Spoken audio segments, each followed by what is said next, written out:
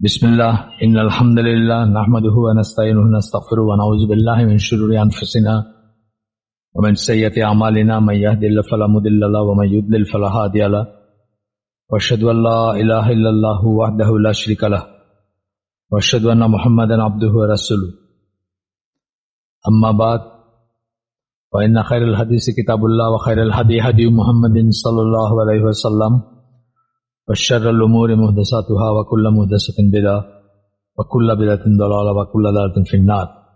अस्सलामु आलाइकुम व राहमातुल्लाहि व बाराकातुहू। আমরা ইসলামের দ্য ক্রসরোডস বই ধরে পড়তেছি। 1934 সালের লেখা বই। এই এডিশনটা 1987 সালের। লিখছেন কনভার্টেড মুসলিম মোহাম্মদ আসাদ, যিনি অরিজিনালি অস্ট্রিয়ান জার্মান ইহুদি ছিলেন, সাদা চামড়া। 1992 সালে উনি মারা যান। তার আগে এটা হচ্ছে 1987 সালের রিভাইজড এডিশন। বইটা নিয়ে আমরা আলাপ করছি, বইটার কি বলতে চাইছেন, মোটামুটি জেনারেল কথাগুলো আমরা বলছি আগেও।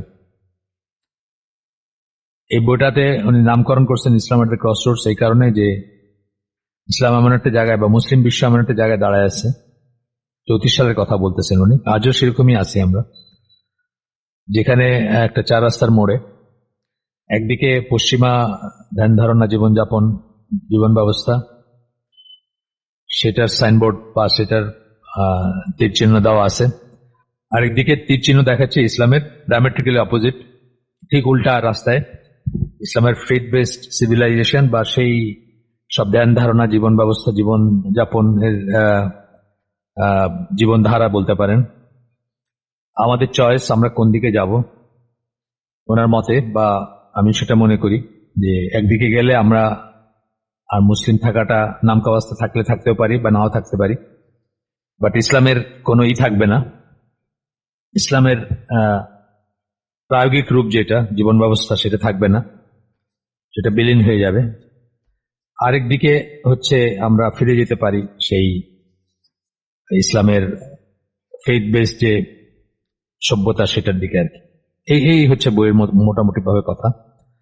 এই বইয়ের যে চ্যাপ্টারগুলো আমরা পড়ছি অলরেডি, সেটা প্রথমে তো ফরওয়ার্ড, পূর্ব কথা যেটা বলতে পারেন, তারপরে ওপেন রোড অফ ইসলাম, সেটা আমরা শেষ করছি চ্যাপ্টারটা।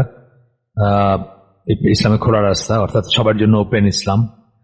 সত্যি যে চায় আল্লাহ মানে মুসলিম তার নাম আর কি, জন্মগত মুসলিম না, মানে যারা এইসব চাবে তারাই ইসলামে দাখিল হতে পারে, তাদের জন্য ওপেন রোড অফ ইসলাম ছিল এটা, the open road of Islam, second chapter, না ফার্স্ট চ্যাপ্টার, সরি, ফরওয়ার্ডের পরে। তারপরে ছিল স্পিরিট অফ দ্য ওয়েস্ট, মানে পশ্চিমা জগৎ বা পশ্চিমা সভ্যতার চালিকা শক্তি কি সেটা নিয়ে। তারপরে ছিল শ্যাডোজ অফ দ্য ক্রুসেডস, ধর্মযুদ্ধগুলা যেগুলা খ্রিস্টিয়ানরা মুসলিমদের উপর চাপাই দিছে বলতে পারেন। 1095 সাল থেকে নিয়ে 1291 সাল পর্যন্ত ধাপে মানে থেকে যুদ্ধ হয়েছে, অনেক কটা ক্রুসেডস। কখনো মুসলিমরা হারছে, কখনো খ্রিস্টানরা হারছে। সেটার শ্যাডো, মানে সেই জিনিসটা আমরা ভুলে গেলেও খ্রিস্টানরা ভুলতে পারে না, এবং যে কোনো কনফ্লিক্টে তাদের মনে হয় যে তারা আমাদের এগেনস্ট ধর্মযুদ্ধ করতেছে, আমাদের যদি সেরকম সবসময় মনে হয় না। এরপরে যে চ্যাপ্টারটা, সেটা হচ্ছে অ্যাবাউট এডুকেশন। উনি এডুকেশনকে স্পেশালি এমফেসাইজ করছেন। তার কারণ হচ্ছে এডুকেশন মানে ডিটারমাইন করে আগামী প্রজন্ম বা আগামী সময়টা কেমন আসবে। তা আমরা মুসলিমরা বুঝি না হয়তো, অত সিরিয়াসলি চিন্তা করি না এটা নিয়ে। হিটলারের মেইন ক্যাম্পে যারা পড়ছেন হিটলারের জীবনী, ওইখানে কিন্তু উনি বলছেন যে মানে রিয়েল ব্যাটল গ্রাউন্ড হচ্ছে বাচ্চাদের মস্তিষ্ক, সেটা তার যার দখলে আর সেটা যার আয়ত্তে, আগামী সময়টা তার। এই ধরনের কথা বলছেন হিটলার, আর বড় বড় লোকরা বলে গেছেন। এটা খুব কমন, খুব সিম্পল একটা মানে রিয়েলাইজেশন।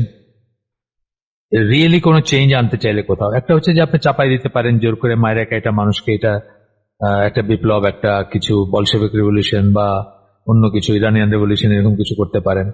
সেটা তো স্থায়ী হয় না, বা সেটা রিয়েকশন হয়, রিকয়েল যেটাকে আমরা বলি, বা আপনার কি বলে সেটার একটা প্রতিক্রিয়া আছে, মানুষজন ভিতরে ভিতরে অসন্তুষ্ট থাকে এবং একসময় সেটা প্রতি বিপ্লব হয়। তার এগেনস্টে আপনারা দেখেন সোভিয়েত ইউনিয়নের সেই নামগন্ধ নাই এখন, যারা সারা পৃথিবীতে বলতে গেলে বিপ্লব এক্সপোর্ট করছে একসময়, কোন নামগন্ধ নাই। ইরানের বিপ্লবের কথা আমি তো একসময় শিয়া সুন্নির তফাৎ বুঝতাম না, বা অত পড়াশোনা ছিল না আমার। 1989 সালের কথা। আমি কিন্তু ইসলামিক রিপাবলিক অফ ইরান একটা ইসলামী দেশ এই ধারণায় শখ করে তাদের শিপিং লাইন্সে, national shipping lines IRISL, Islamic Republic of Iran shipping lines বলে ওরা, IRISL, সেটাতে চাকরি করতে গেছি, কিন্তু থিঙ্কিং দ্যাট একটা মুসলিম দেশ বা ইসলামী রিপাবলিক বা ইসলামী দেশের জন্য যেখানে রেভলিউশন ঘটে গেছে তাদের জন্য চাকরি করতে যাওয়াটা একটা মানে সওয়াবের কাজ, এরকম সেন্সে গেছি। গিয়ে বুঝছি যে না, এ তো ডিফারেন্ট ব্র্যান্ড অফ ইসলাম। আস্তে আস্তে বুঝছি আমি সেটা। তো যেটা বলতেছিলাম যে টপ ডাউন ইসলামের ইটা কিন্তু টপ ডাউন না, বটম আপ। ইসলামের সমস্ত আপনি দেখেন 13 বছর ধরে শুধু বেসিক্যালি শুধুমাত্র লা ইলাহা ইল্লাল্লাহ দাওয়াত দিয়েছেন রাসূল সাল্লাল্লাহু আলাইহি ওয়াসাল্লাম। 13 বছরের মক্কা পিরিয়ডের একটা হাদিস দেখাইতে পারবেন না যেখানে উনি বলছেন যে চলো আমরা সবাই মিলে রাষ্ট্র ক্ষমতা দখল করি, বা আমরা রাষ্ট্র ক্ষমতায় যাই, বা ওই যে গ্রাউন্ড ওয়ার্কটা করা, বটম আপ, মানুষ প্রিপেয়ার হবে, মানুষ তৈরি হবে, তাহলে ভবিষ্যতে একটা চেঞ্জ আসবে। তো এই কনসেপ্ট থেকে আমরা আসলে একদম বেসিক কাজটা করার চেষ্টা করতেছি। ঢাকা শহরে আমরা দুইটা আমাদের মতো করে আমরা মনে করতেছি ইসলামিক স্কুল। হয়তো আমাদের ফ্লজ আছে, দুর্বলতা আছে, মানে অপূর্ণতা আছে, তারপরে আপনার অভাব আছে, কিন্তু তারপরে আমরা চেষ্টা করতেছি এই আইডিয়া থেকেই যে একটা জেনারেশন বা মানে ধরেন আমরা 17 বছর ধরে রাফলি স্কুল চালাই, 16-17 বছর। তো আমাদের এখানে নার্সারিতে ঢুকছে তারা তো পাশ করে বাইরেছে, আমরা তো দেখতেছি তাদের ভিতরে চেঞ্জ আসছে, তাই না? অনেক বড় বড় মানুষের মেয়েরা, ছেলেরা আছে যারা কিন্তু মেয়েরা বিশেষ করে তারা কিন্তু ওই গতানুগতিক পড়াশোনায়, যদিও আমরা কলেজ প্রোভাইড করতে পারি নাই, কিন্তু তারা কিন্তু গতানুগতিক পড়াশোনায় যাচ্ছে না। যেমন একজন এখনকার এয়ার কমোডোর, ওনার মেয়ে আছে একটা, দুইটা মেয়ে পাশ করছে ইনফ্যাক্ট আমাদের এখান থেকে, থার্ডটা এখনো পড়তেছে। ওনার বড় মেয়েটা সে তো ভালো স্টুডেন্ট, আমাদের এখানে যাওয়ার পর শহীদ আনোয়ারে পড়ছে। তারপরে এখন তার বাপ মা তাকে ইঞ্জিনিয়ারিং পড়াবেন, এটা সেটা করতেছিলেন। আমি তখন সৌদি আরব ছিলাম, আমাকে জিজ্ঞেস করলো, আমি তখন বললাম কি মানে আমার কনসেপ্ট যেগুলা অফ এডুকেশন, বা একটা মেয়ে সে মিক্সড এনভায়রনমেন্টে ইঞ্জিনিয়ারিং কেন পড়তে যাবে, কি করতে, ইসলামিক পয়েন্ট অফ ভিউতে আমি বললাম। তারপর সে পড়ে নাই, সে ওই ইসলাম অনলাইন ইউনিভার্সিটি যেটা ছিল বেলাল ফিলিপসের, ওইখানে ভর্তি হয়েছে বা ওইখানে করতেছে, এবং হয়তোবা কখনো মদিনা ইউনিভার্সিটি অনলাইন যে আছে পেইড কোর্স, এটা 4 বছরের অনার্স, সেটা হয়তো করতে পারে। বিয়ে করছে, বাচ্চা হয়েছে, মাশাআল্লাহ আলহামদুলিল্লাহ। মানে ওই লাইনে যায় না আর কি। বাপ মা তো একটা মানে অন্যরকম ব্যাকগ্রাউন্ড থেকে আসছেন, তারা তো নিশ্চয়ই ইসলাম বান্ধব দেখেই তারা এখানে আমাদের এখানে পড়াইছেন, কিন্তু তারপরেও তাদের ছিল যে মেয়ে মানে কিছু একটা তো পড়বে, IUT না হলে MIST বা এই ধরনের কিছুতে ইঞ্জিনিয়ারিং ডিসিপ্লিনে পড়বে বা এইসব। সেখানে হয়তো তাদের ছিল, মানে তাদের হয়তো ওরিয়েন্টেশনটা ওরকম সঠিক ছিল না বা ক্লিয়ার ছিল না, কিন্তু শেষ পর্যন্ত আলহামদুলিল্লাহ তারা বুঝছেন এবং তারা সঠিকটাই করছেন। আরেকজনকে আপনারা চিনেন, শিবলি মেহেদি, ওকে অনেকে চিনেন ওনাকে। ওনার মেয়েরা জাস্ট আমাদের স্কুল থেকে বাইরে হয়ে মানে দিন 10 বোধহয় ক্লাস করছে একটা মহিলা কলেজে। তারপরে তারা বুঝছে যে তারা এখানে অসম্ভব তাদের থাকা, কারণ যে এনভায়রনমেন্ট, যে তারা কলেজ ড্রপ করে তারা যেটা করতেছে, তারা ABP বলে একটা আছে আমাদের দিনী ভাইদের একটা অর্গানাইজেশন আছে, যারা বেসিক্যালি বিজনেসের উপরে ডিফারেন্ট কোর্সেস করায় থাকে। ওইখানে একটা ডিপ্লোমা করতেছে, যেটা করলে তারা ইন্টারমিডিয়েট স্কিপ করে চাইলে ইসলাম অনলাইন ইউনিভার্সিটি বা ওই ধরনের অর্গানাইজেশন গুলাতে অনলাইনে ক্লাস করতে পারবে, ইসলাম বান্ধব যেসব সাবজেক্ট গুলো আছে বা ইসলামী সাবজেক্ট নিয়ে কাজ করতে পারবে বা আন্ডার গ্রাজুয়েট পড়াশোনা করতে পারবে। যাই হোক, মানে আবার ফিরে আসি আমরা যে আমরা মনে করি যে এটাই সবচেয়ে ইম্পর্টেন্ট ফিল্ড কাজ করার জন্য। তাহলে যদি একটা প্রজন্ম হয় যারা আল্লাহর জন্য বাঁচবে, আল্লাহর জন্য মরবে, যারা কখনো যদি, আমি সবসময় বলি একটা কথা, যে আমাদের স্কুলের অবজেক্টিভ কখনো যদি কেউ জিজ্ঞেস করেন বা আলোচনা হয়, তখন আমরা বলি যে মূলত দুইটা জিনিস আমরা ব্যাংক করি। একটা হচ্ছে যদি আমরা একটা বলি যে মুসলিম হবে এবং মুসলিম থাকবে ইনশাআল্লাহ। মুসলিম হবে যখন বলি, তার মানে মুসলিম হবে কথাটা মানে কিন্তু এই জন্য মুসলিম হবে কথাটা বলি যে ইসলামের একটা মুসলিম ফ্যামিলিতে জন্ম নিলেই কেউ মুসলিম হবে তার কোনো নিশ্চয়তা নাই, বা অটোমেটিক্যালি সে মুসলিম হয় না। ইন্ডিভিজুয়ালি মুসলিম হইতে হয়, ইন্ডিভিজুয়ালি তাকে বুঝতে হয়। ওই যে আগে বললাম, সত্যি যে চায় আল্লাহ মানে মুসলিম তার নাম, মানে তাকে নিজে নিজে বুঝতে হয় এবং নিজে বুঝে শুনে শাহাদা উচ্চারণ করতে হয়। যদিও মানে এটা কোনো ফর্মাল জিনিস না, কিন্তু আপনার বুঝে শুনে শাহাদা উচ্চারণ করতে হয় তাকে, এবং শাহাদাতে বিশ্বাস করতে হয়, শাহাদা শর্ত পূরণ করতে হয় ইত্যাদি করলে তবেই কিন্তু সে মুসলিম হয়। না হলে তো মানে জাস্ট মুসলিম ঘরে জন্ম নিয়েছে এটার জন্য সে মুসলিম না। তো এটা আমরা বলি একটা। আরেকটা বলি যে মুসলিম হবে বলি, এবং বলি যে মুসলিম থাকবে। মুসলিম হইলে যে মুসলিম থাকবে তার কোনো নিশ্চয়তা নাই। কিন্তু কেন নাই? এই জন্য নাই যে আপনার আমরা দেখতেছি যে আমাদের চারপাশে এখন যারা ধরেন এখন দেখেন যারা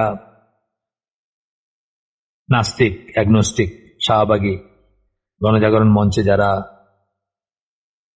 ইসলাম বিরুদ্ধ একটা স্ট্যান্ড নিয়ে, আসলে তো ইসলামকে তারা ওয়াইপ আউট করতে চাইছিল বাংলাদেশের ফেস থেকে, পারে নাই, সেটা আলাদা একটা ব্যাপার। কিন্তু এটাই ছিল আমাদের পার্শ্ববর্তী দেশের এবং আমেরিকানরাও এটাতে ছিল, একমত ছিল।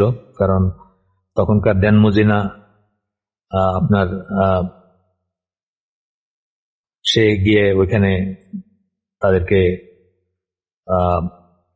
তাদেরকে শুভেচ্ছা জানাইছে।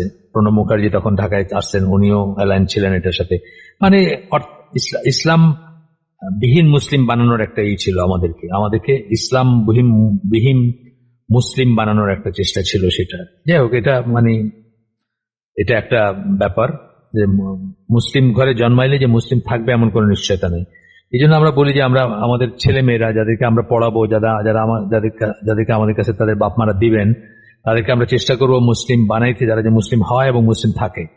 আর দ্বিতীয় একটা পয়েন্ট আমরা বলি, যেটা হচ্ছে যে যদি কখনো জীবনে আখিরাত এবং দুনিয়ার ভিতর কনফ্লিক্ট দেখা দেয়, যেটা সবসময় দেখা দিবে এমন কোনো কথা নাই, কিন্তু আখিরাত এবং দুনিয়ার ভিতর কনফ্লিক্ট দেখা দিবে এমন কোনো কথা নাই। সচরাচর দৈনন্দিন জীবনের ব্যাপারগুলোতে দেয় না, কিন্তু কখনো কখনো দেয়, সেটার কথা আর কি। যে কখনো কখনো দেখা দেয়, কনফ্লিক্ট দেখা দেয়, কিন্তু সচরাচর যেমন ধরেন আমি একটা পাঞ্জাবি পরবো, কথার কথা সুতি পাঞ্জাবি পরবো, এটা আমার দুনিয়ার কাজ, এটার সাথে আখেরাতে কোনো কনফ্লিক্ট নেই, সচরাচর নাই। বা আরেকটা জিনিস, আমি একটা তরমুজ খাবো বাজার থেকে, এটার সাথে আখেরাতে কোনো কনফ্লিক্ট নেই। কিন্তু দেয়ার মে বি সিচুয়েশন যেখানে আমাদের জীবনে আসতে পারে যেখানে দুইটা রাখা যাচ্ছে না, দুনিয়া এবং আখেরাত দুইটা রাখা যাবে না, একটা রাখতে হবে। আমরা এটা এইভাবে ট্রেন করার চেষ্টা করি আমাদের বাচ্চাদের, যে তারা যদি এরকম ডায়ার চয়েস আসেই কখনো জীবনে যে একটা রাখতে হবে, দুটা রাখা যাবে না, তখন তারা যেন আখেরাতটা রাখে এবং দুনিয়াটা ছেড়ে দেয়। এটা আমি সবসময় বলি, আপনাদেরকে আগেও বলছি।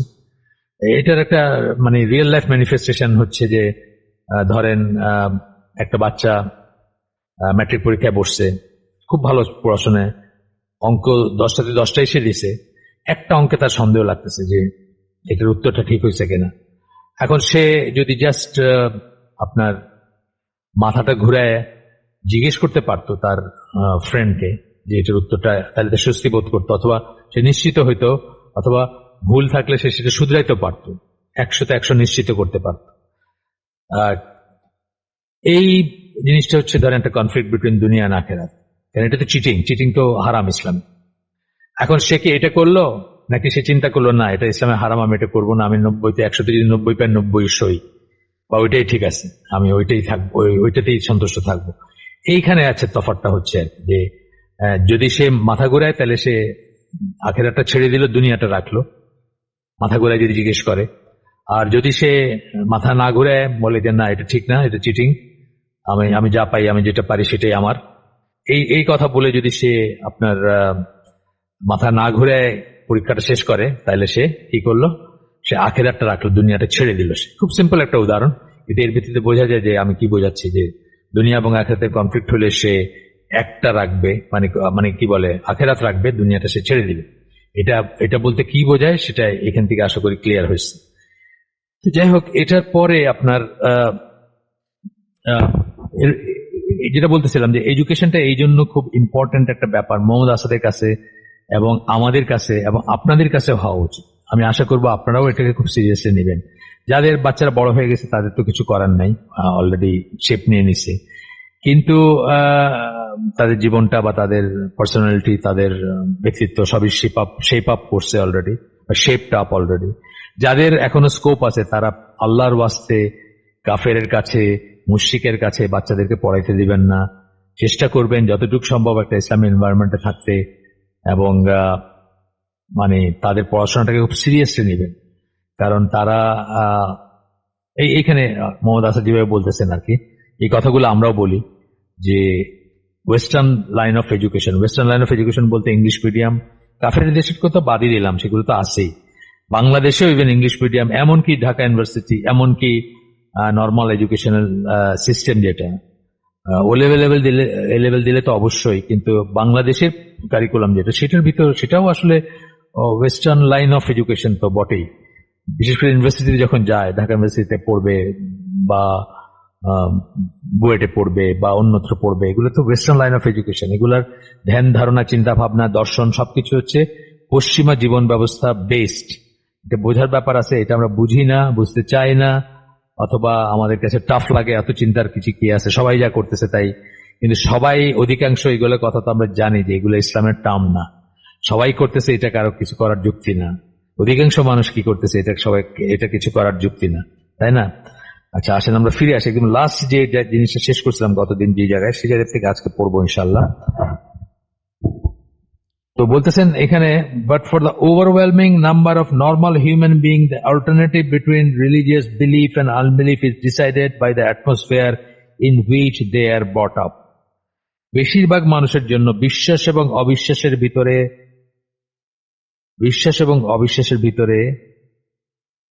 যে যে অল্টারনেটিভ, অর্থাৎ কেউ কেউ আমি কি বিশ্বাস করব নাকি আমি অবিশ্বাস, alternative between religious belief and unbelief, মানে আমি কি বিশ্বাস করব নাকি করব না, এই ব্যাপারটা ডিপেন্ড করে কোন অ্যাটমসফিয়ারে তাদেরকে বড় করা হয়েছে। খুব ইম্পর্টেন্ট কথা বললেন, কিন্তু এক লাইনের ভিতরে বললেন। এই জন্যই এত কথা, মানে বিদেশে, কফির দেশে থাকা নিয়ে যে এত কথা, তার পিছনে কিন্তু একটা রিজন হচ্ছে এটা, মেইন একটা রিজন হচ্ছে এটা।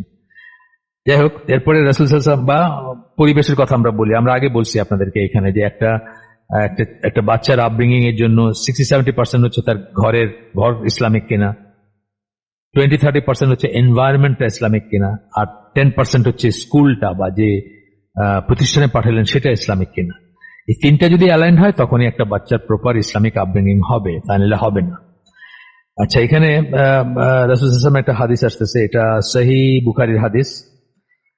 Every child is born in original purity, ফিতরা বলছেন আপনি না, প্রত্যেকটা বাচ্চার জন্ম হয় ফিতরার উপরে মানে ইসলামের উপরে জন্ম হয়। মানে একটা বাচ্চাকে যদি ছেড়ে দেওয়া হইতো,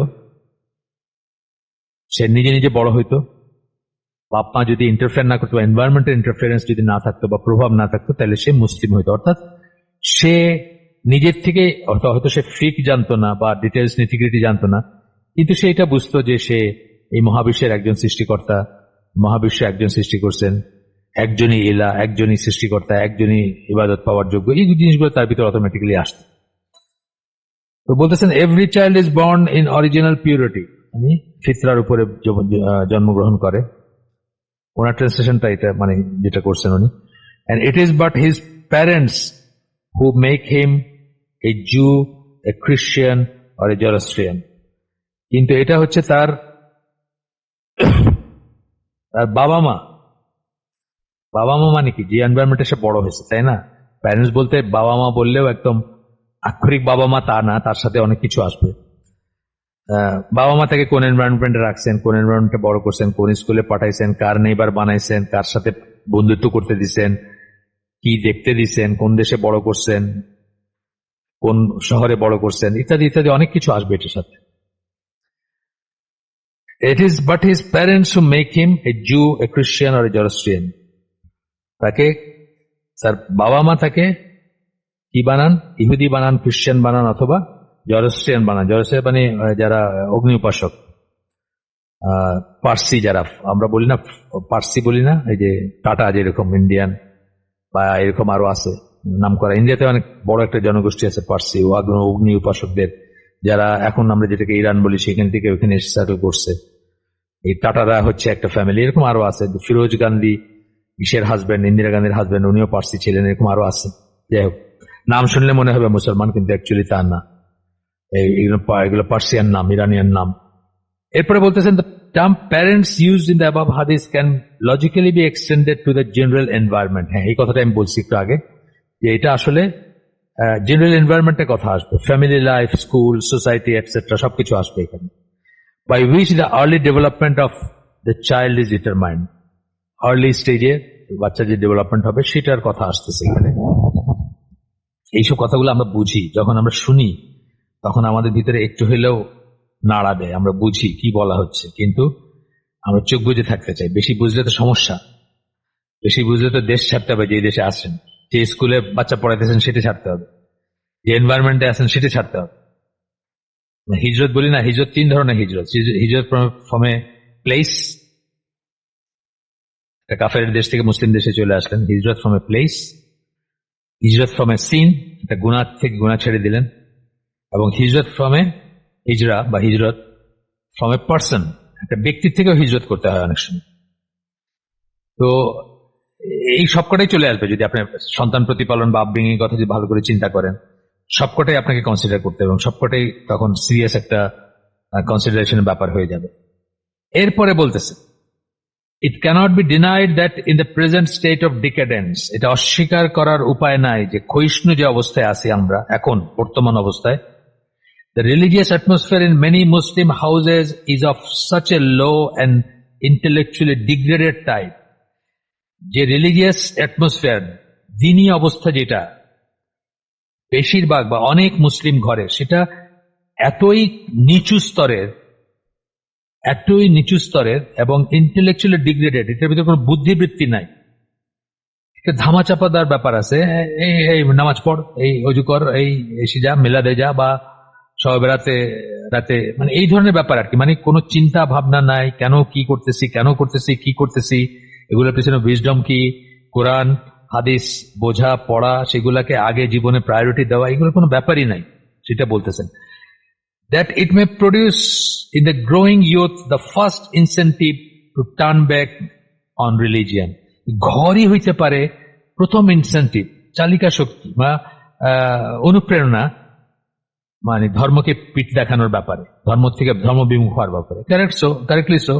এই যে আপনার হয়ে গেল আপনার পয়লা বৈশাখের যে গত 14 তারিখ যে উৎসব হয়ে গেল ঢাকায় বা অন্যত্র, আমরা হিসাব করে দেখলাম অ্যাটলিস্ট 25 বছর ব্যাক দেখলাম যে আমরা কোনোদিন এই রাস্তা বাইর হই নাই।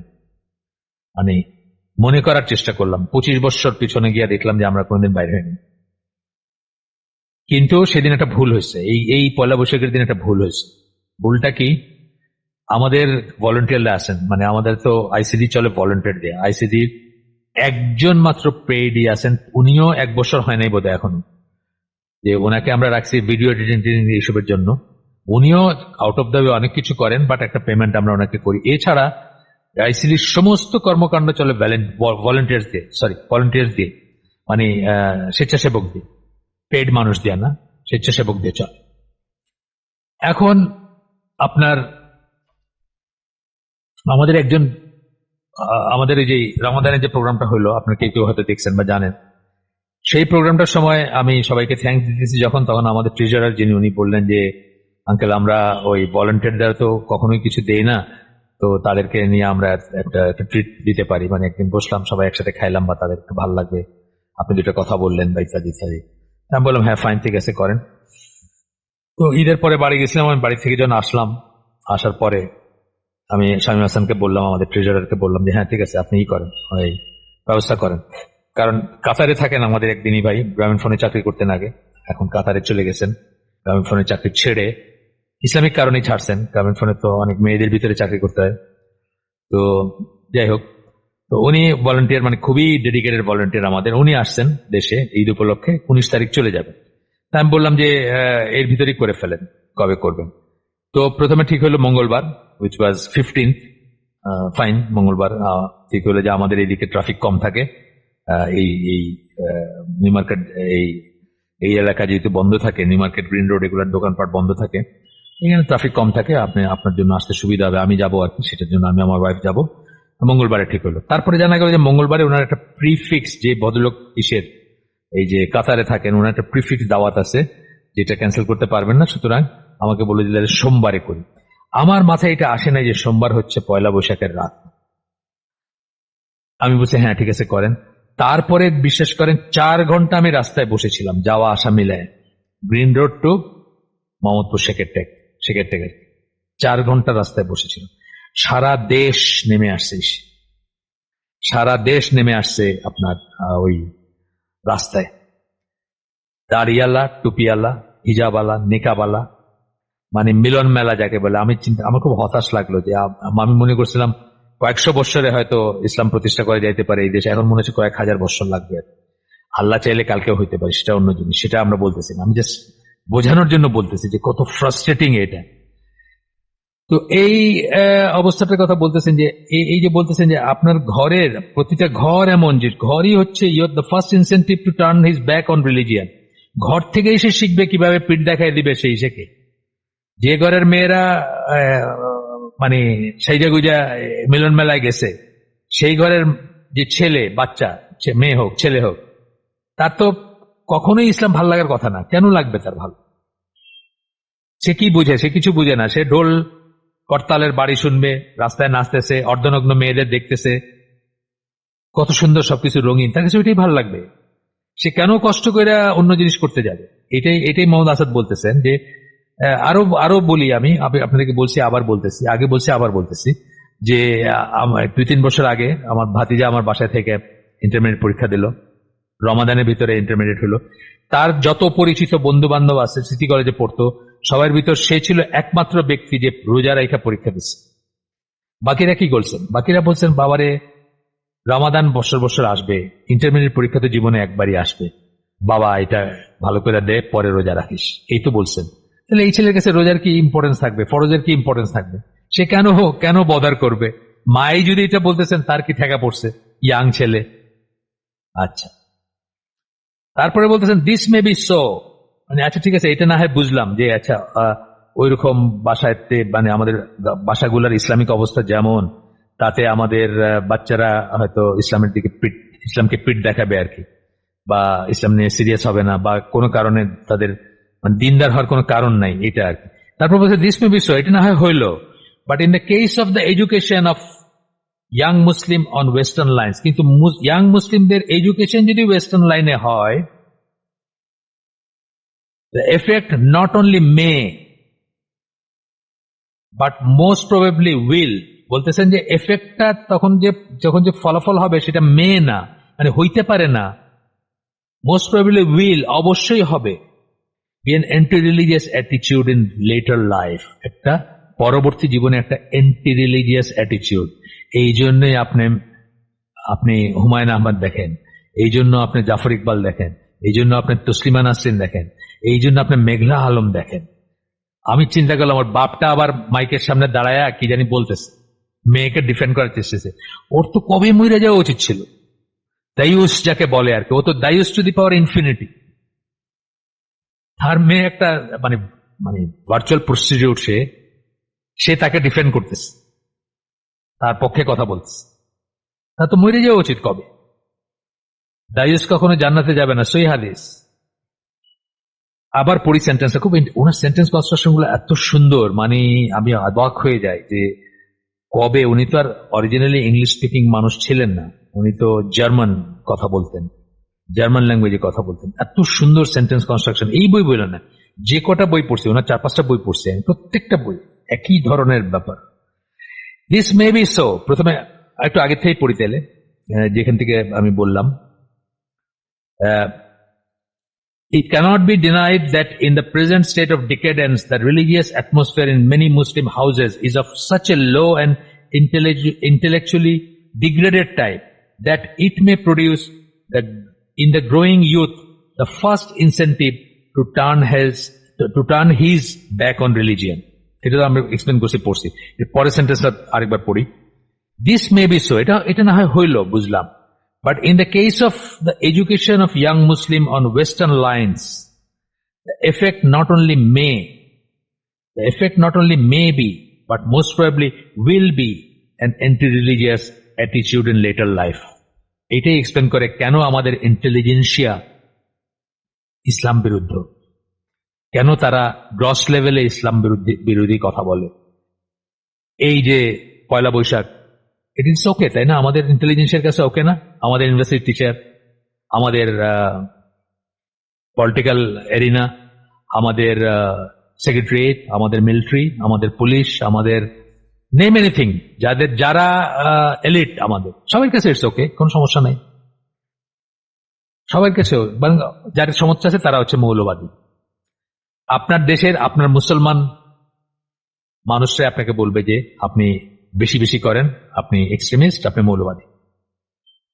এরপরে বলতেছেন, protest against western education of Muslims does not in the list mean that Islam could be oppose to education as such. এটার মানে এটা না যে ইসলাম, এই যে ওয়েস্টার্ন এডুকেশনের এগেইনস্টে আমরা কথা বলতেছি, তার মানে এটা না যে ইসলাম এডুকেশনের বিরুদ্ধে, মোটেই না, এখনো না, কখনোই ছিল না।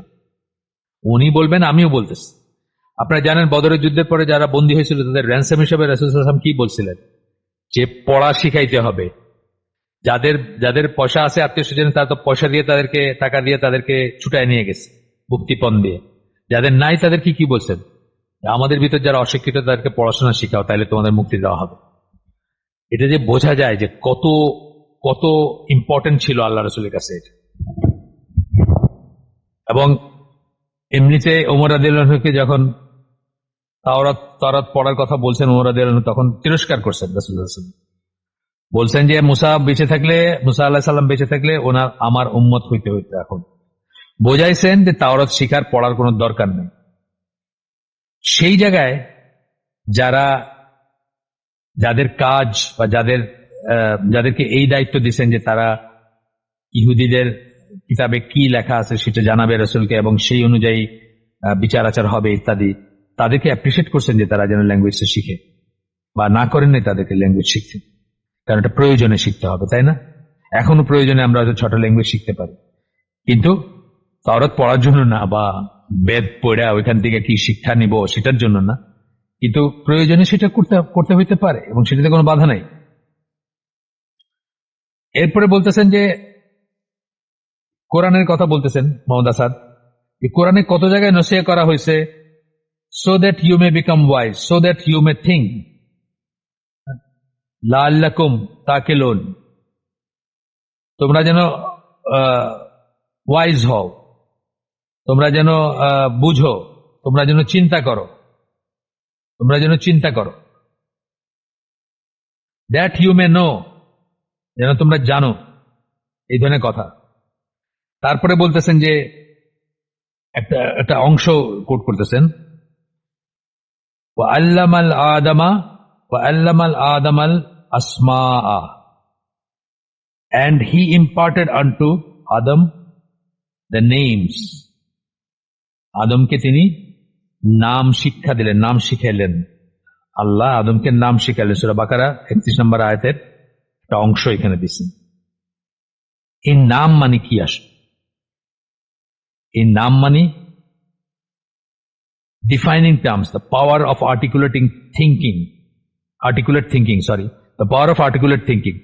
নাম শিখাইলেন মানে কি? ইনফরমেশন দিলেন, চেনাইলেন, এই জিনিসটাকে এটা বলে, এই জিনিসটাকে এটা বলে, এটার জন্য এটা হয়, এটার জন্য এটা হয়। নাম শেখানো, যদিও নাম বলছেন, কিন্তু এটার মানে অ্যাকচুয়ালি হচ্ছে ইনফরমেশন দিলেন। আমরা এখন বলি না ইনফরমেশন ইজ পাওয়ার, আসলে কিন্তু ব্যাপারটা তাই। আপনি খেয়াল করবেন, যার কাছে যত বেশি ইনফরমেশন সে কিন্তু তত পাওয়ারফুল, তাই না? সে তত পাওয়ারফুল। একটা উদাহরণ দেই যে একটা লোক গ্রাম থেকে আসছে, সে লিফট চিনে না, অথবা চিনলেও কি করে অপারেট করতে হয় জানে না। সে একটা 10তলা বিল্ডিং এ উঠলো হাঁপায় ঘাইমা 10 মিনিট সময় নিয়ে।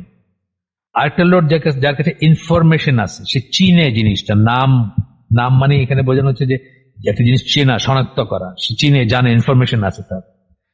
সে কি করবে, আসলো লিফটের জায়গাটা চিনে, সে কোন বাটনটা চাপলে উপরে যাওয়া যাবে সেটা চিনে, দরজাটা খুললো, সে হয়তো 1 মিনিটে গিয়ে 10তলায় পৌঁছালো without getting tired and all. তাহলে ইনফরমেশন, যত ইনফরমেশন যার কাছে থাকবে সে তত পাওয়ারফুল। এটা হচ্ছে মুদ্রা কথা। তো মোহাম্মদ আসাদ বলতেছেন man is in certain respect superior even to the angels. এই নামগুলা জানার জন্য, এই ইনফরমেশনটা জানার জন্য মানুষ ফেরেশতাদের চেয়ে superior in a sense, certain respect, এই রেসপেক্ট সুপিরিয়র। এই জন্য ফেরেশতারা সেজদা করছে আদমকে। The names are a symbolic expression of power of defining terms. আপনি চিনবেন এটা এটা ওইটা এটা, defining terms, the power of articulate thinking which is peculiar to human being and which enables him, in the words of Quran, to be God's vicegerent on earth. এবং এই ক্ষমতা বলে, এই শক্তি বলে মানুষ পৃথিবীতে আল্লাহর খলিফা। বা আল্লাহর খলিফা বলতে এখানে আল্লাহর প্রতিনিধি তা না, আল্লাহ ইনহেরিট করছে মানুষ পৃথিবীকে, আল্লাহর তরফ থেকে সেটা দেওয়া হয়েছে মানুষকে। ভাইসজেরেন্ট কথাটার মানে স্বাভাবিকভাবে ধরেন কি বলবো, মানে সহকারী বলতে পারেন, সহকারী বা মন্ত্রী বা এই ধরনের সেন্সগুলো আসে, প্রতিনিধি সেন্সটা আসে। এরপরে বলতেছেন and in order to make systematic use of his thinking man must learn. আপনার চিন্তাটা যেন হয়, আপনার মানে সুন্দর করে চিন্তা করতে পারেন, পরিকল্পনা করতে পারেন, কাজ করতে পারেন, হ্যাঁ, আপনি গ্রো করতে পারেন, সেটার জন্য কি man must learn. And therefore the prophet said, striving after, একটা হাদিস শুট করতেছেন এবং সেই জন্য নবী বলছেন, নবী সাল্লাল্লাহু আলাইহি ওয়াসাল্লাম বলছেন, striving after knowledge is a sacred duty. ফার্দ বলতেছেন, ফরিদা, অবশ্য করণীয়। জ্ঞান অর্জন করার জন্য সংগ্রাম করা বা চেষ্টা করা। imposed on every Muslim male and female, প্রত্যেকটা মুসলিম মেল এবং ফিমেলের উপর সেটা ফরজ বা ওয়াজিব। এখানে শুধু ইংলিশ টেক্সট আছে, আমি জানি না অরিজিনাল শব্দটা, উনি অবশ্য ব্র্যাকেটে ফরিদা বলছেন। ইবন মাজার হাদিস, আরেকটা হাদিস আসতেছে, এটা হচ্ছে সেই মুসলিমের, if anybody goes on his way in search of knowledge, কেউ যদি দিনের কি বলে জ্ঞানের অন্বেষণের জন্য বের হয় যায়, God will make easy for him the way to paradise, আল্লাহ তার জন্য জান্নাতের রাস্তা সহজ করে দিবেন। অর্থাৎ আল্লাহ চান যে আমরা জ্ঞান অর্জনের জন্য বের হই, আমরা জ্ঞান অর্জনের জন্য চেষ্টা করি, আমরা জ্ঞান অর্জনের সংগ্রাম করি। এরপরে আরেকটা হাদিস দিতেছেন, আরেকটা হাদিস, এটা মুসনাদ হাম্বলের, মুসনাদ ইবনে হাম্বল, জামিয়া তিরমিজি, অনেক জায়গায় আছে, যাই হোক, এখানে বলতেছেন যে the superiority of the learned man over a mere worshipper. তো বলতেছেন যে একজন জ্ঞানী ব্যক্তি বা শিক্ষিত ব্যক্তি, তার সুপিরিয়রিটি একজন সাধারণ বান্দার উপরে বা সাধারণ ইবাদতকারীর উপরে হচ্ছে, যেভাবে চাঁদটা অনেক প্রমিনেন্ট থাকে on a night when it's full over the other stars. অন্যান্য তারাগুলো টিমটিম করে জ্বলতেছে, কিন্তু একটা পূর্ণ চাঁদ, যেটা কমপ্লিট চাঁদ, সেটা যেরকম প্রমিনেন্ট থাকে, তারাগুলোকে বলতে গেলে দেখাই যায় না সেটার আলোতে, সেরকম ব্যাপার অনেকটা। 3টা হাদিস পড়লাম আমরা এটা নিয়ে। এরপরে বলতেছেন যে ইতিহাস প্রমাণ করে no religion has ever given a stimulus to scientific progress comparable to that of Islam. ইতিহাস প্রমাণ করে যে সায়েন্টিফিক প্রোগ্রেস বা বৈজ্ঞানিক গবেষণা, উদ্ভাবন, ইত্যাদির যে উৎসাহ, সেটা ইসলামের মতো আর কোনো দিন কখনো কাউকে দেয় নাই, কোনো ধর্ম দেয় নাই। এটা ইতিহাস প্রমাণ করে। আপনারা দেখেন, ইতিহাস পড়ে দেখেন। আপনাদেরকে বলছি যে ছদ্মবেশে ফ্রান্স থেকে, ইংল্যান্ড থেকে, স্পেনের ইউনিভার্সিটি, মুসলিম ইউনিভার্সিটিগুলোতে পড়তে আসতো কাফেররা, জ্ঞান অর্জনের জন্য, সায়েন্স শেখার জন্য, টেকনোলজি শেখার জন্য। আমরা সেগুলো পড়ি না, জানি না, সেটা ডিফারেন্ট জিনিস। But we must realize that it was the negligence of the Muslim and not the deficiency in the teaching of Islam that caused our present decay. এই সমস্ত কথা বলতেছেন, আমি স্কিপ করে যাচ্ছি একটু, যে আমাদের রিয়েলাইজ করা উচিত যে আমাদের নেগলিজেন্স, আমরা অবজ্ঞা করছি, আমরা গা ছেড়ে দিছি, আমরা অলস হয়ে গেছি, সেটা আমাদের আজকের এই ক্ষয়িষ্ণু অবস্থার জন্য বা ক্ষয় হয়ে যাওয়া, ডিপ্রেট করে যাওয়া অবস্থার জন্য দায়ী। ইসলামের টিচিং সেটার জন্য দায়ী না। আমি একটা লেখায় হাত দিছিলাম, শেষ হয় নাই, যে আমাদের কাফিরাইজেশন হইল কেমনে, what are the main reasons কাফিরাইজেশন। আমি 2টা পয়েন্ট নিয়ে মানে লেখা হাফওয়ে থ্রু আর কি, অনেক বছর আগে শুরু করছিলাম, আমি এখনো শেষ করি না। আমি মনে করি আরো জ্ঞান অর্জন করতে হবে, এটা একটা মানে কম্প্রিহেন্সিভ লেখা লিখতে হইলে। আমি কিন্তু 2টা পয়েন্ট করছি। একটা হলো লাক্সারি, মানে কোন রুট কারণ যে জন্য আমরা ক্ষয় হয়ে গেছি বা আমরা ডিপ্লিট করে গেছি, আমরা আজকের এই অবস্থায় আসছে, ডিকেডেন্স যেটাকে বলছেন উনি। একটা হচ্ছে লাক্সারি, আর একটা হচ্ছে পারসুট অফ পার্সোনাল পাওয়ার। এই 2টা আমাদেরকে ধ্বংস করে দিছে বা কাফিরাইজ করে দিছে আর কি, মানে কাফিরায়ন হয়েছে, আমাদের কাফিরদের মতো হয়ে গেছে আমরা। লাক্সারি যেটা আমাদের 4 খলিফার ভিতর আমরা দেখি না, রাসূলের ভিতর তো ছিলই না। এইটা যখন মুসলমানরা একটা ঐশ্বর্য হইল, তখন নর্তকী নাচাইতে শুরু করলো, গালিচার উপরে বসতে, কখনো কখনো মদ পানি খাইতেও শুরু করলো। এটা গেল একটা। আর পারসুট অফ পার্সোনাল পাওয়ার, মানে ব্যক্তিগত ক্ষমতা দেখেন আপনার খোলাফায়ে রাশিদিন যারা, তাদের দিকে তাকায় দেখেন, যখনই তাদের কথা বলা হয়েছে, মানে আবু বকরকে বলা হয়েছে বা ওমরকে বলা হয়েছে, প্রথম কথা ছিল নো। এবং ইসলামের একটা কিন্তু এটা আপনি জানেন তো, ইসলামের একটা ইয়ার্ডস্টিক বলতে পারেন, যে মাপকাঠি এটা, যে পাওয়ার চাবে তাকে পাওয়ার দেওয়া হবে না। সেই রেসপেক্টে আপনি চিন্তা করেন, আমাদের মুসলিম ওয়ার্ল্ডের যত শাসক আছে সব ডিসকোয়ালিফাইড। হ্যাঁ, পিনাকি ভট্টাচার্য মাঝে মাঝে বলে যে বাংলাদেশের ইতিহাসে 2জন মানুষ আসছে যারা অনিচ্ছুক নেতা, একজন হল জিয়াউর রহমান আর একজন হচ্ছে ডক্টর ইউনূস, যারা শখ করে পাওয়ারে আসেনি, যাদের ইচ্ছা ছিল না পাওয়ারে আসে, যাদেরকে বোঝায় সোজা, মানে আপনার না হইলে এখন চলবে না বলে পাওয়ারে আনা হয়েছে। সুন্দর করে বলে, সে অনেক কিছু পড়াশোনা করে নাকি, যদিও আমাদের ব্লাইন্ডলি তাকে এন্ডোর্স করা উচিত না, কারণ আফটার অল সে কাফির, বা আফটার অল সে মুশরিক, বা আফটার অল সে তো আর মানে মুসলিম স্কলার তো না। সেই জন্য তাকে ব্লাইন্ডলি এন্ডোর্স করা উচিত না। বাট অনেক পড়াশোনা করে, অনেক ভালো কথা বলে, সত্যি কথা। তো ব্ল্যাঙ্ক চেক দেওয়া উচিত না আর কি, কাউকেই দেওয়া উচিত না। আল্লাহ রসুল ছাড়া কাউকে আমরা ব্ল্যাঙ্ক চেক দিব না। আর এখানে বিধর্মী যদি হয়ে থাকেন বা মুসলিম যদি না হয়ে থাকেন, তাহলে তো অবশ্যই দিব না। এরপরে আসতেছে যে but the one thing the Muslim must not wish to see with Western eyes, to think in Western patterns of thought. একজন না, মুসলিমদের বলতে, মুসলিমদের অবশ্যই মাস্ট নট, অবশ্যই এটা করা উচিত না, wish to see with western eyes, পশ্চিমা চোখ দিয়ে যেন আমরা পৃথিবীকে না দেখি। To think in western patterns of thought, আমরা যেন ওয়েস্টার্ন ধাঁচের চিন্তা ভাবনায় চিন্তা না করি, ওইভাবে চিন্তা না করি। এটা নিয়ে আমার একটা লেখা আছে, আমি এটা নিয়ে হালাকাও করছি অনেক জায়গায়, আপনাদের সাথে হয়তো করি নাই। ইসলামী ওয়ার্ল্ড ভিউ সাবজেক্টের নাম। ইসলামী ওয়ার্ল্ড ভিউ কাকে বলে এবং আমাদের ইসলামী ওয়ার্ল্ড ভিউ থাকা উচিত, আমাদের ওয়ার্ল্ড ভিউটা যেন কাফিরের ওয়ার্ল্ড ভিউ না হয়, এটা নিয়ে আমি অনেকখানি হালাকা করছি, কিন্তু আপনাদের সাথে হয়তো করছি কিনা আমার মনে পড়ে না। আই ডোন্ট থিঙ্ক সো, করি নেই মনে হয়। এটাও একটা ইউনিট, একদিনের একটা হালাকা হইতে পারে কখনো। এই বইটা শেষ হয়ে গেলে আমরা করতে পারি ইনশাল্লাহ, যদি আমরা না করে থাকি অলরেডি। তো বলতেছেন, they must not wish if they desire to remain Muslims.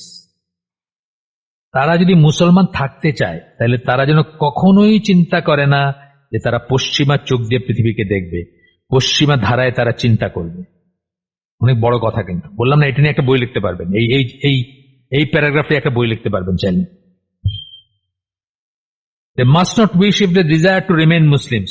তাদের সেটা চিন্তা করা উচিত না, চাওয়া উচিত না তারা যে মুসলিম থাকতে চায়, to exchange the spiritual civilization of Islam, ইসলামের যে স্পিরিচুয়াল আধ্যাত্মিক ফেথ বেসড সিভিলাইজেশন, যেটা সভ্যতা, যেটা ইমান ভিত্তিক যে সভ্যতা, সেটাকে এক্সচেঞ্জ করা, বিনিময় করা, for the materialistic experimentation of the West. Materialistic বস্তুবাদী যে এক্সপেরিমেন্টেশন চলতেছে, এগুলো তো এক্সপেরিমেন্টেশন। আজকে আপনি এটা বলতেছেন ঠিক, কালকে বলতেছেন এটা ঠিক না, এটা এক্সপেরিমেন্টেশন না। কালকে আপনি বলছেন যে সুদ খারাপ, আজকে বলতেছেন সুদ ঠিক আছে। কালকে বলছেন হোমোসেক্সুয়ালিটি খারাপ, আজকে বলতেছেন ঠিক আছে। এক্সপেরিমেন্টেশন চলতেছে। আবার ওয়েস্টার্ন ওয়ার্ল্ডেরই একজন লিখে গেছেন, বলছি না আপনাদেরকে, ওয়েস্টার্ন ওয়ার্ল্ডের ধারা আছে কিন্তু, যারা মনে করেন পৃথিবীকে বাঁচাইতে হলে এই মুহূর্তে সুদ হারাম করা উচিত, বন্ধ করা উচিত। আপনাদেরকে বলছি একটা বইয়ের নাম, inflation and interest free money, Margaret Kennedy বলে এক জার্মান মহিলার লেখা। আমার কাছে সফট কপি আছে, কেউ চাইলে আমার কাছে নিতে পারেন, মনে করাই দেন, পরে আমি দিব। To exchange the spiritual civilization of Islam for the materialistic experimentation of the West, whether capitalist or Marxist. যে এক্সপেরিমেন্ট গুলো চলতেছে সেটা ক্যাপিটালিস্ট হোক বা মার্কসিস্ট হোক, সেটা আমেরিকার এক্সপেরিমেন্ট হোক বা রাশিয়ার বা চায়নার এক্সপেরিমেন্ট হোক, আমরা যেন এটার সাথে আমাদের ফেথ বেসড সিভিলাইজেশন, সভ্যতার ব্যাপার স্যাপার গুলাকে বিনিময় না করি। তার মানে কি? তার মানে আমরা যেন আমাদের traditional Islamic norms and values এর উপরে স্টেডফাস্ট থাকি, দৃঢ় থাকি যেন আমরা। Knowledge itself is neither western nor eastern. উনি ব্রডার নলেজের কথা বলতেছেন। ইসলামের নলেজ বলতে আমরা আগেই বলছি যে ইসলামে যখন আমরা নলেজ বলি, আমরা আলেম বলি বা নলেজ বলি, ইলম বলি, তখন কিন্তু আমরা বোঝাই কি? আল্লাহ সম্বন্ধে জ্ঞান বোঝাই আমরা, অথবা তার আনুষঙ্গিক বিষয়গুলা, বেসিক্যালি ইমানের যে বিষয়গুলা। ইমানটা ব্যাপারটা কি? আমানতু বিল্লাহি ওয়া মালাইকাতিহি ওয়া কুতুবিহি ওয়া রুসুলিহি ওয়াল ইয়াউমিল আখিরি কাদার খাইরিহি ওয়া শাররিহি। এই ছটা বিষয় তো, কিন্তু এটা ব্যাপারটা কি? আল্লাহ সেন্ট্রিক ব্যাপার না এটা? মানে সেন্টারে আল্লাহ, তারপরে তার ফেরেশতা, তার কিতাব, তার রসুল, সবকিছু হচ্ছে আল্লাহ সেন্ট্রিক। সেই জন্য স্কলাররা বলেন যে নলেজের মিনিং হচ্ছে যে আল্লাহ সম্বন্ধে জ্ঞান, অথবা যা কিছু তার আনুষঙ্গিক, অর্থাৎ যা কিছু আল্লাহ সম্বন্ধে জ্ঞানের দিকে আপনাকে নিয়ে যায় সেটা। এর বাইরে বাকিটুক বলেন যে কনজেকচার। বইয়ের নাম আপনাদেরকে অনেকবার বলছি, কেউ কেউ হয়তো আমার কাছে লিখে নিয়েছিলেন, জানি না তারা দেখছেন কিনা সেই বই, দাজ্জাল দ্য অ্যান্টিক্রাইস্ট। ওই বইটাতে যিনি লিখছেন, আহমদ থমসন, উনি এইভাবে বলছেন যে নলেজের অর্থ হচ্ছে আল্লাহ সম্বন্ধে জ্ঞান, আর বাকিটা হচ্ছে, বাকি যা কিছু আমরা বলি এগুলো হচ্ছে কনজেকচার। আজকে ঠিক আছে নাই, আজকে বললেন এরকম, কালকে দেখলেন যে এটা চেঞ্জ হয়ে গেছে। এরপর বলেন আমরা যেখানে ছিলাম, নলেজ, এই উনি ব্রডার নলেজের কথা বলতেছেন। ফর এক্সাম্পল ম্যাথমেটিক্স অথবা ফিজিক্স অথবা যেগুলা অবজেক্টিভ সায়েন্স বা যেগুলা এম্পিরিক্যাল সায়েন্স বা যেগুলা মানে এস্টাবলিশড সত্যের উপরে যেসব সায়েন্স, সেগুলো কথা বলতেছেন, আসতেছে ইঞ্জিনিয়ারিং, টেকনোলজি, অ্যাপ্লাইড মেকানিক্স ইত্যাদি। It is universal just as natural facts আর ইউনিভার্সাল। এগুলো হচ্ছে সর্বজনীন, এগুলো ওয়েস্টের বা ইস্টের বলে কিছু নাই। এরপর এক জায়গায় বলতেছেন biology as such or physics or botany are neither materialistic nor spiritual in their scope. এগুলাকে মেটেরিয়ালিস্টিক বা স্পিরিচুয়াল বলার কোনো মানে হয় না, এগুলা পিওর সায়েন্স। স্কোপ এবং পারপাসে এগুলাকে বস্তুবাদী অথবা আধ্যাত্মিক বলার কোনো মানে এই শ্রেণী বিভাগ বা শ্রেণী বিন্যাসে তাদেরকে আলাদা করা যাবে না, তাদেরকে বলা যাবে না যে এটা আধ্যাত্মিক আর এটা বস্তুবাদী, না, সেটা না। They are concerned with the observation, collection of definition of facts and derivation from the general rules. এগুলা তারা ডাটা কালেক্ট করে, এটা সত্য a plus B whole square সমান a square plus 2ab plus B square, এই ধরনের ব্যাপারগুলা। এগুলাতে মানে কোনো আধ্যাত্মিক বা স্পিরিচুয়াল অথবা মেটেরিয়াল এরকম কোনো বিভাজন নাই বা কোনো সমস্যা নেই। But the inductive philosophical conclusions, এখন আসছেন, সায়েন্স এবং ফিলোসফি অফ সায়েন্সকে আলাদা করে দেখতে হবে। সায়েন্স হচ্ছে একেবারে কংক্রিট, যেটা আপনি প্রমাণ করতে পারলেন, বা 2+2 যেটা বললাম, a plus B whole square সমান a square plus 2ab plus B square, এটা একটা সায়েন্টিফিক ব্যাপার। আর যেটা কনজেকচারের ব্যাপার, আপনি একটা বললেন, আমি একটা বললাম, ধরেন একটা বই আমি খুলে বসছি, একটা বই জাস্ট টেবিলের উপর একটা বই আছে, আপনি গিয়ে দেখলেন এক বাসায় একটা বই আছে, ইসলাম এট দ্য ক্রস রোডস, বইয়ের কভারটা দেখতেছেন, আপনি পিছনের কভারটা কি আছে আপনি জানেন না, তাই না? ফ্রন্ট কভারটা সবুজ, পিছনের কভারটা হচ্ছে লাল। যে সামনে থেকে দেখতেছে সে বলবে এটা সবুজ, যে পিছন থেকে দেখতেছে সে বলবে বইটা লাল। দুইটাই ঠিক, তাই না? বা দুইটা ওয়ে অফ লুকিং এট ইট। এরকম আর কি ফিলোসফির ব্যাপারগুলো, ফিলোসফি সায়েন্স এবং সায়েন্সকে যেন আমরা এক না করি। চার্লস ডারউইন, স্টিফেন হকিং অথবা আরো যত আতেলরা আছেন তাদেরগুলো হচ্ছে ফিলোসফি অফ সায়েন্স, এগুলো সায়েন্স না। কিন্তু সায়েন্সের জিনিসকে অবজার্ভ করে তার একটা জিনিস মনে হয়েছে, ওটা বলছেন, ওটা ঠিকও হইতে পারে, ভুলও হইতে পারে। থিওরি যেগুলো আমরা বলি সেগুলা প্রুভেন কিছু না, সেগুলো একটা সাজেশন, যে এটা এইরকম, পোস্টুলেটস না, সেগুলা এটা আমরা বুঝবো। তারপর বলতে philosophical conclusions which we derive from these sciences, that is the philosophy of science, are not based on facts and observations alone, but are to very large extent influenced by our pre-existing temperamental or intuitive attitude towards life. এইগুলা যে fact এবং observation একদম concrete জিনিসের উপর base তা না, আমাদের যে ওরিয়েন্টেশন আছে, আমাদের মনটা যেদিকে ইনক্লাইন সেটার উপর ডিপেন্ড করবে। হ্যাঁ, pre existing temperamental or intuitive অ্যাটিচিউড টুয়ার্ডস লাইফ, জীবনকে আমরা যেভাবে দেখি বা দেখতে চাই, যা মনে করি সেটার উপরে, অ্যান্ড ইটস প্রবলেমস, এবং জীবনে যে সমস্যা আছে তার উপর ডিপেন্ড করে। এখন দেখেন, স্টিফেন হকিং এর ব্রিফ হিস্ট্রি অফ টাইম আমি পড়ছি, আমি 80 সামথিং এর কয়েকটা এডিশন আছে তো অনেক পড়ছি। ওইখানে আমি দেখলাম ওনার সব কথাবার্তা মানে বিগ ব্যাং সিঙ্গুলারিটির কথা বলতেছে, যে মানে একটা শুরু ছিল এই ইউনিভার্সের, এই মহাবিশ্বের একটা শুরু ছিল, কিন্তু উনি সাইড বাই সাইড আরেকটা থিওরি দাঁড় করালেন, আমি যে এডিশনটা পড়ছি ওটাতে, ওইখানে আকাশ থেকে পাইড়ে পড়ে উনি বলতেছেন হোয়াট ইফ, মানে যদি এরকম হইতো তাহলে কি, যদি এরকম তাহলে কি, যদি এক্সট্রা ক্লজ নিয়ে আসলেন, আয়না দেখাইলেন ওই ইমেজিনারি সংখ্যা টঙ্কা আছে, ইমেজিনারি সংখ্যা মানে এই আপনারা যারা ম্যাথমেটিক্স পড়ছেন তারা জানেন, মানে কি হচ্ছে √-1 আর এটা বাস্তবে এক্সিস্ট করে না এই সংখ্যাটা, কিন্তু কিছু অঙ্কর কিছু ক্যালকুলেশনের জন্য এটা দরকার। একদিন আপনাদের বোধহয় বলছিলাম এই প্রসঙ্গে। তো উনি এইসব আইটাই নিয়ে এইসব হোয়াট ইফ বইলা বললেন যে এমনও হইতে পারে যে ধরেন এই মানে একটা বিস্ফোরণ থেকে বাড়তে বাড়তে বাড়তে বাড়তে ইউনিভার্সিটি অনেক বড় হয়ে আবার কলাপস করে আবার একটা বিন্দুতে গেল, আবার এটা মানে এইগুলা উনি হোয়াট ইফ বলে বলতেছেন। অর্থাৎ রিয়েলিটি ওনাকে যেদিকে দিক নির্দেশনা দিচ্ছে, যা দেখাচ্ছে, সেটা জানা সত্ত্বে, বোঝা সত্ত্বেও ওনার মনটা যেতে চাইতেছে সেটাতে উনি আপনাকে টেনে নিয়ে যাওয়ার চেষ্টা করতেছেন, ইমেজিনারি সংখ্যা নিয়ে আসা এবং নানা রকমের মানে সিচুয়েশনের উদ্ভব করে। মানে উনি মানে হোয়াট ইফ বইলে তো উনি একটা অ্যাজাম্পশন করতেছেন, একটা নতুন অবস্থার চিন্তা করতেছেন, এইরকম। এটা একটু হয়তো জটিল হয়ে গেল আপনাদের জন্য, কিন্তু তারপরে আমি চেষ্টা করলাম একটু বোঝাইতে।